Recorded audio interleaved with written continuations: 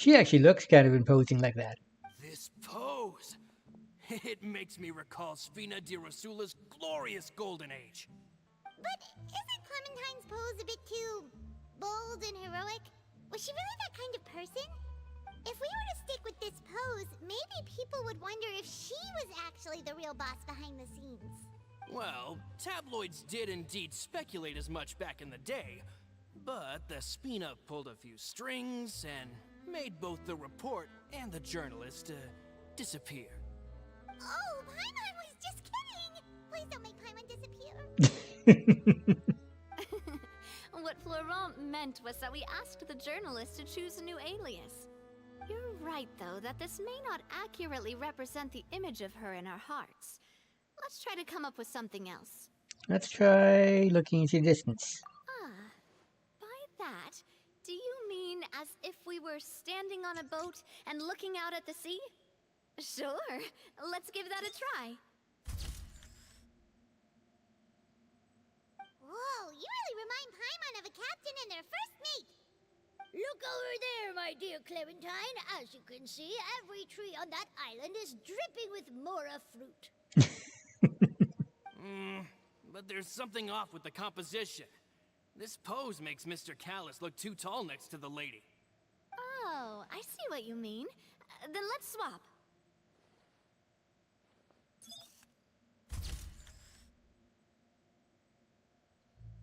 Well, Paimon is a fan. A statue like this would look fantastic on a boat. Wait, but we can't do that. Very few people would see the statue if we were to put it on a boat. This statue is meant to be placed in the town. But then, since we're putting it in the town, the whole point of the pose would be lost. Oh, okay. We'll try to think of something else.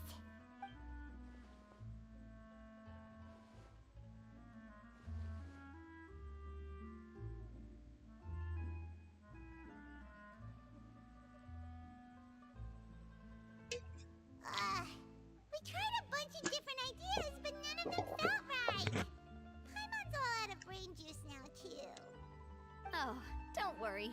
We still got a lot of reference shots out of the session, and each of them can be considered to be a souvenir in their own right. Let's just keep the ideas we tried as backups.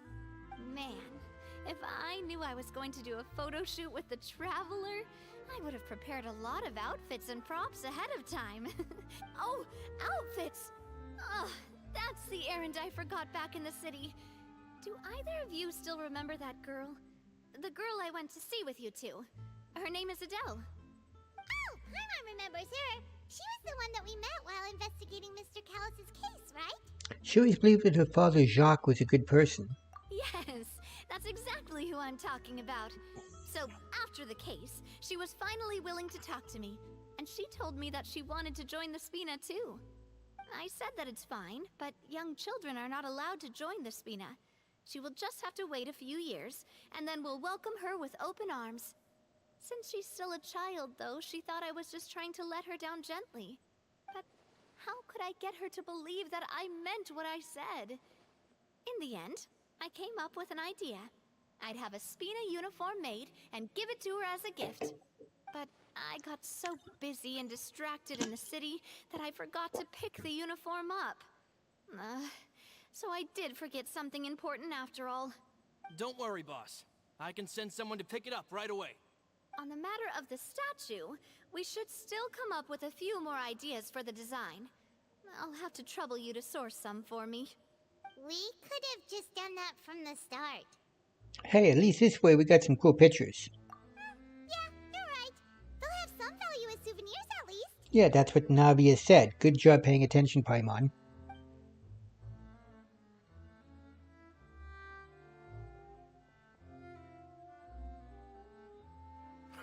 Navia!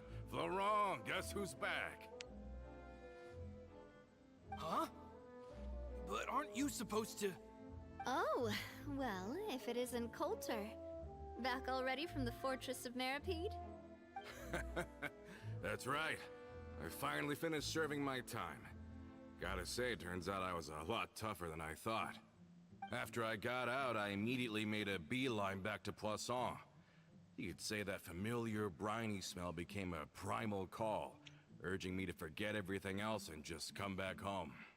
You wouldn't believe how much I've missed Melissa's grilled fish. I dreamed about it every time I had to get a welfare meal down there underneath the sea. It's good to have you back, Coulter. You look as well as ever. And this guy is? Ah, let me introduce you. This is Coulter, another of Spina di Rosula's members. He was found guilty and sentenced to the Fortress of Meripede some time ago. But, looking at it now, it was probably another one of Marcel's plots while he worked at the Confrérie of Cabriere. Wait, Mr. Marcel? What do you mean? He was involved in some sort of plot? Have you not heard anything at all about the water from the primordial sea case? Well, I know that Fontaine got flooded, but then the water levels miraculously receded. I thought that was all there was to it and didn't care to ask for any more details. Do you mean Mr. Marcel was somehow involved with all that? Oh, looks like we'll have to explain everything from the top. That case, a lot of things have happened in Poisson since then. First things first, let me introduce you to these two. They're my most trusted partners, and they've been with me through thick and thin. Now you could call them Spina di Rosula's VIP helpers. Oh, nice to meet you.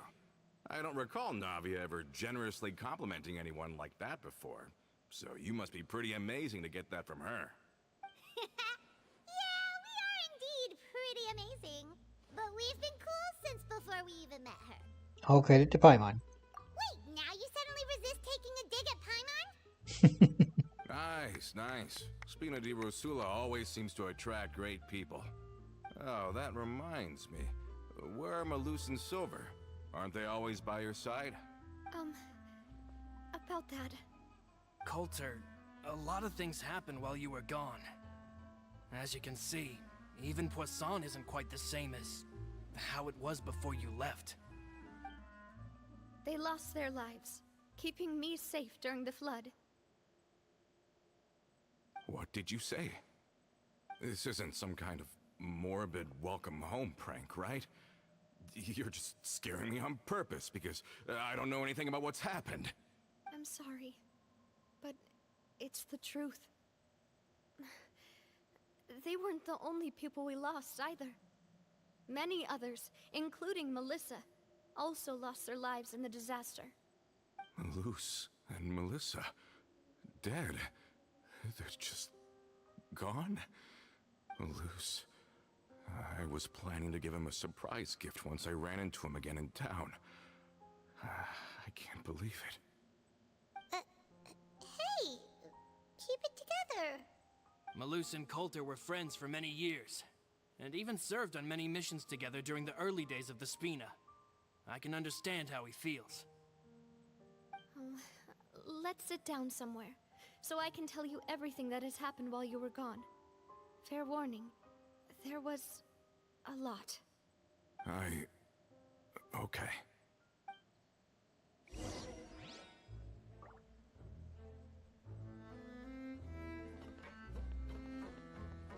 Get these over here real quick.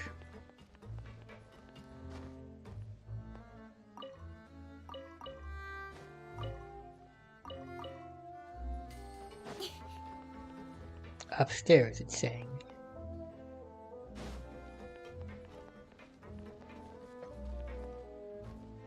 Upstairs. It must be inside the ship then. Okay.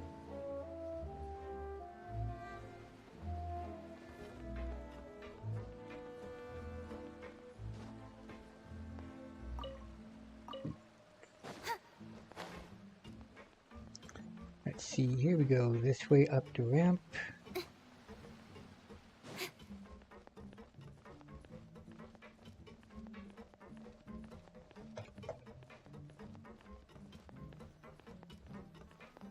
There we go.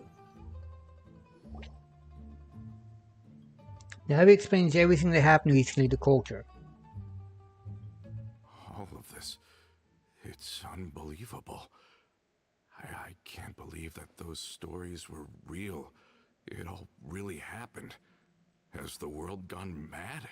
Had I not personally experienced those events, I also would have found them very difficult to accept. I think you and I both feel the same way about the profound tragedy of Melusa's loss. And the sheer depravity of Marcel's actions. I thought Mr. Marcel would always stand by the Spina. Everything he had, the Spina gave to him. It's unconscionable to have received all that, and yet still plot to kidnap and dissolve you for his insane research. The good news is that the Confrérie of Cabriere is no more. Gone with them too is the entire synth manufacturing and distribution network. We finally closed the curtain on that long struggle. Are you sure? But if Marcel wanted to rebel against us, he probably sent word in secret to Romeu. Realm who? Not a name I've heard before either. Florent should remember him. You see, there was once a major internal dispute regarding funding the construction of the Aquabus lines. Romeu was the leader of the faction that thought such a vast sum of mora would be better spent improving the town of Poisson. But Mr. Callis believed that an opportunity to collaborate with the Court of Fontaine and the Fontaine Research Institute was hard to come by, and would allow us to build many valuable relationships. Not only would the Aquabus be a good business investment, it would also boost our reputation among the general populace, eventually paying us massive dividends down the line. But the two couldn't come to an agreement. Romeu ended up taking a lot of people with him when he left Spino di Rosula altogether, and the split was on extremely bad terms. Ugh. And with Papa's stubbornness, I can definitely imagine how it must have gone down. And of course, when he was suffering the slings and arrows of outrageous injustice, those relationships that he spent a fortune to build didn't help in the least. Yeah, you could say it was the price he paid for sticking to his beliefs. It couldn't be the first time dispute like that happened, right? Oh, that's a good point. If Callus was really as stubborn as you say, then wouldn't he have argued with the rank and file all the time? Oh yeah, it eventually became a thing that just happened on every day that ended with Y. But Navia, boss, you might not know this, but he wasn't always like that. He used to be a lot better with taking counsel. With him listening to our advice, and Ms. Clementine also frequently on our side, it was pretty smooth sailing for a good many years. But on the matter of the Aquabus, even Ms. Clementine completely stood by Mr. Callus's side. Huh. I never knew. But from my perspective, Romeu's position had a lot going for it. Couldn't they have sat down and talked it out? I think the Aquabus was just the straw that broke the camel's back. On that topic, they eventually came to a rather radical conclusion. They believed that Miss Clementine lost her ability to serve as an impartial mediator when she became pregnant with Callus's child. So, they thought she had betrayed them? But that doesn't make any sense. Before she was their mediator, my mother was also her own person, and a member of the Spina. She should have the right to take any side she wished. Yeah, but to them, even taking a side was betrayal enough. They felt like their voices could no longer be heard once their sole mediator had gone over to the other side. Of course, Ms. Clementine then passed away, and Mr. Callus began to regard the completion of the Aquabus project as her final wish. With that, the last hope of reconciliation was gone. So that's what happened. From that point on, Romeu and his people cut ties with the Spina, and never gave us any kind of professional or personal courtesy ever again. Perhaps they've regarded us as enemies ever since they left. But even so, there is still no proof that they ever acted in concert with Marcel. I've also heard that they aren't in a good financial position, so they've been lying low for a while.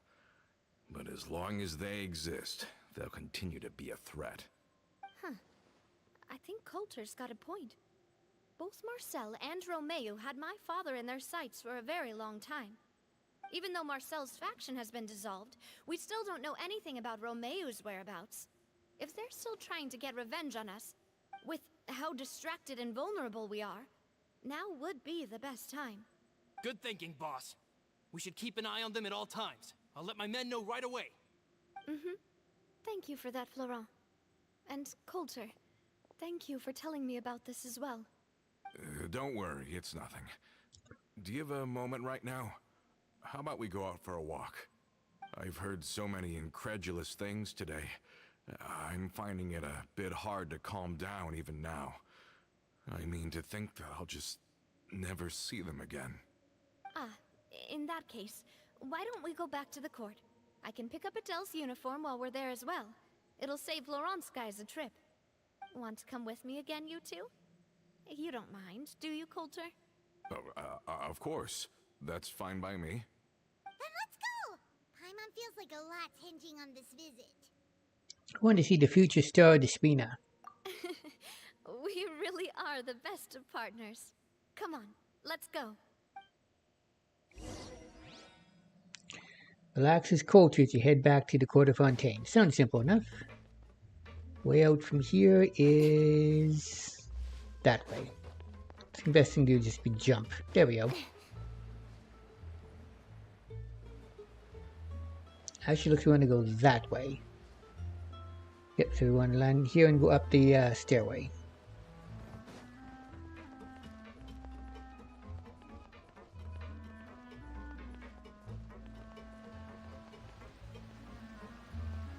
Nothing being said over there. Okay, just want to make certain. Sharp turn.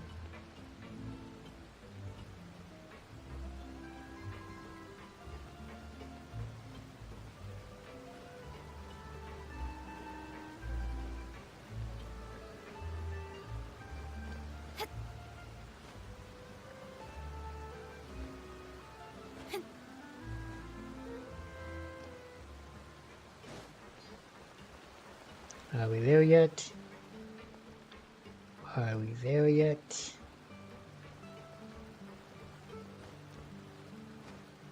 Are we not taking the boat this time? It's nice to walk from time to time, isn't it?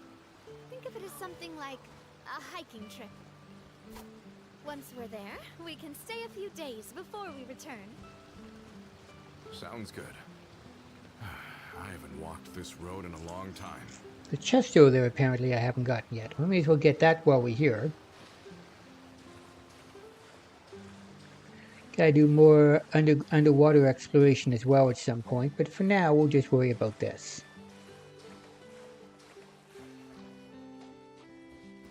Yeah. Incoming! Hey! Out of the frying pan?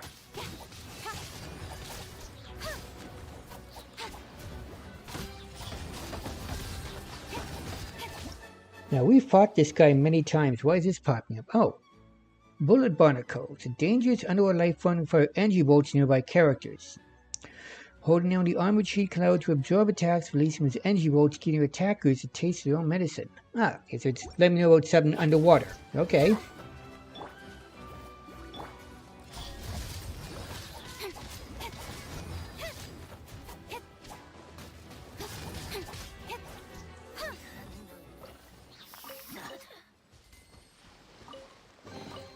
You give, you receive.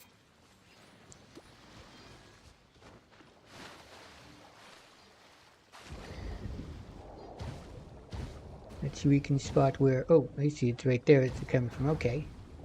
Saying that the... Right there. Nope, that's not it. Oh, geez. Those things... you know what? We're going to come back to those later, I think, because that just hits a little hard. Oh, there's a chest over there we don't have, though. We'll get that chest, and we'll go back following the way they want us to go.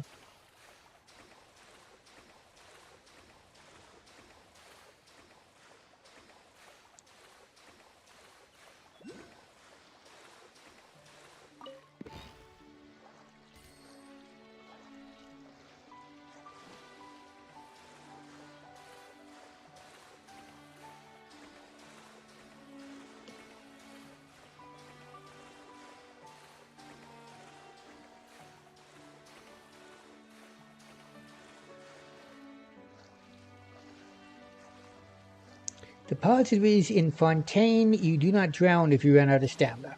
Not something you have to worry about.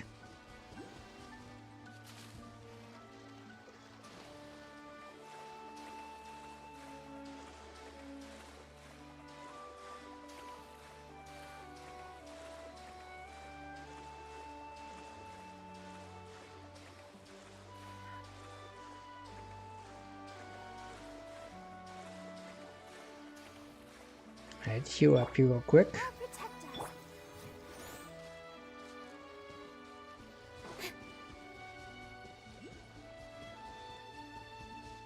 Mm-hmm.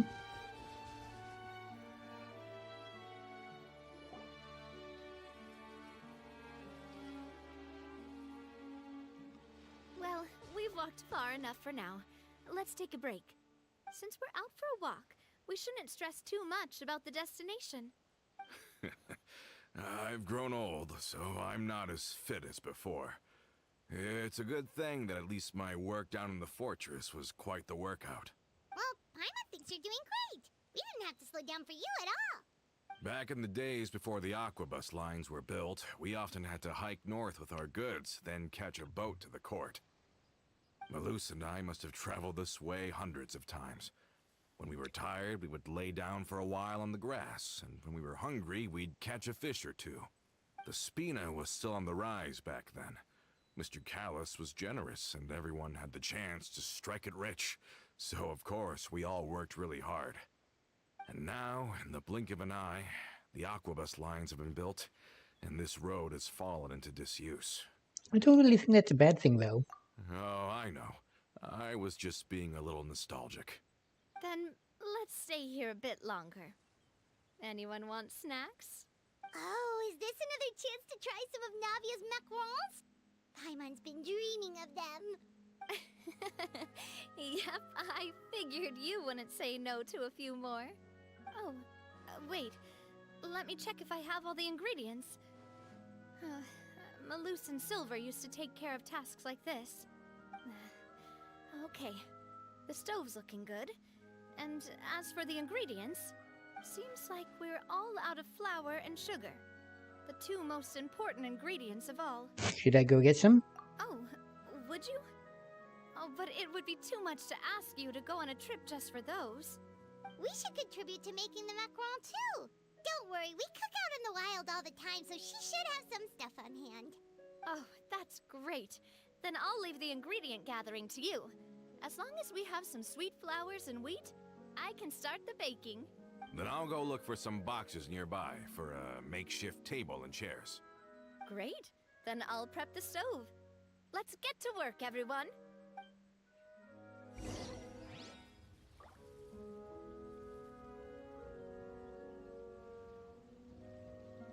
There's an interesting creature I just saw running over there.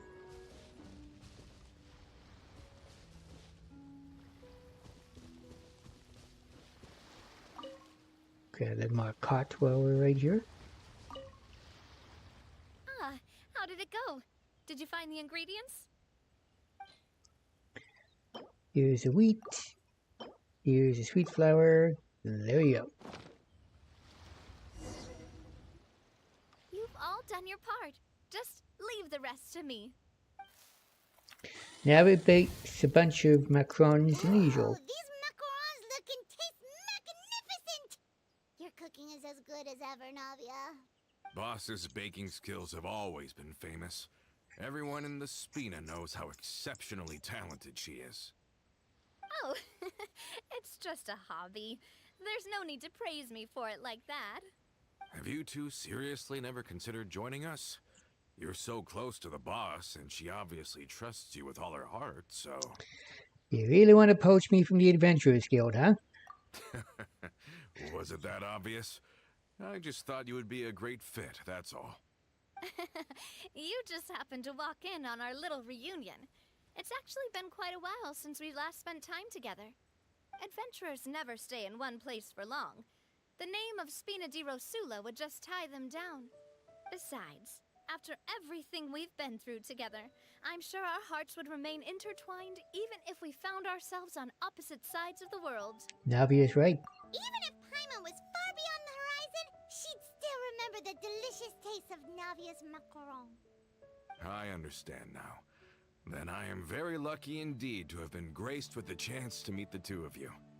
I will endeavor to make the most of this short yet fortuitous encounter, and enjoy every moment we spend together. We've got no wine with us, but let's still toast with water, in celebration of this moment.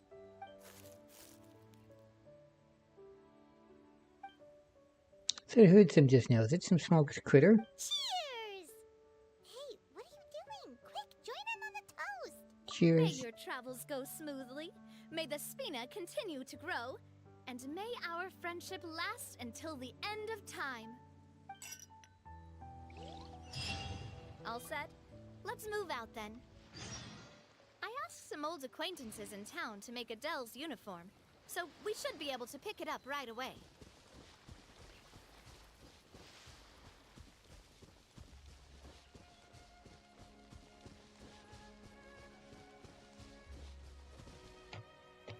Nah, not up there. So where is this? Ah, save me. I know I was wrong. Save me. How did that person get over there? And why is Parman smell some delicious roast chicken?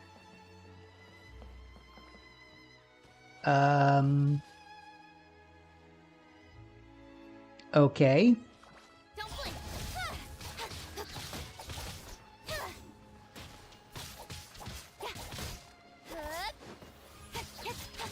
Speed of light! Hey!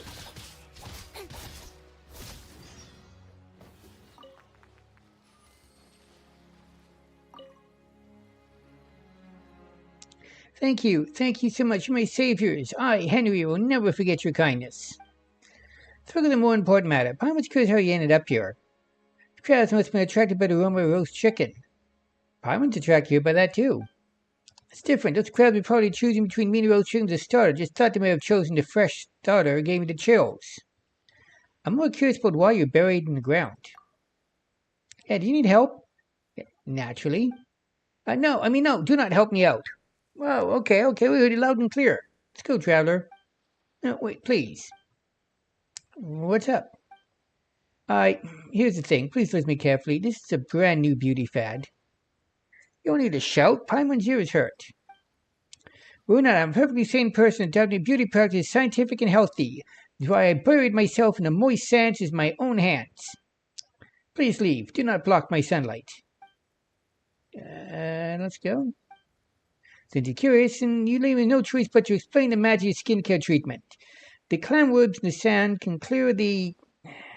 What's up with this person? I don't understand his words at all. This is really weird. That's all. What do you think? Let's check with Cindy first. Yeah, are you leaving? Yes, we'll look around and come back later. Okay, off you go. This is just weird. Speakwitch, where's your roast chicken here? It doesn't look like it's stuck to the sand either.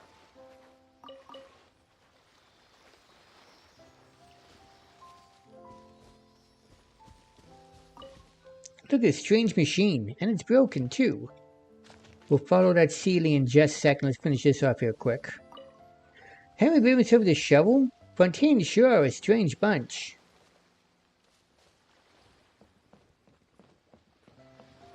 Where's the last one?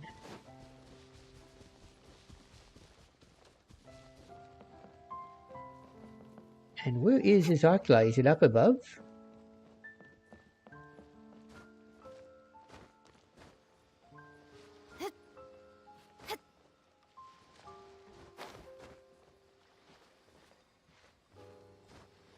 Yes, it is. Oop, up there. Thank you.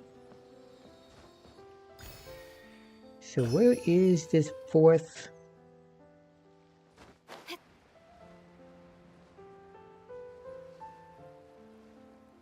There it is. I see it. Nope, that's just a cut.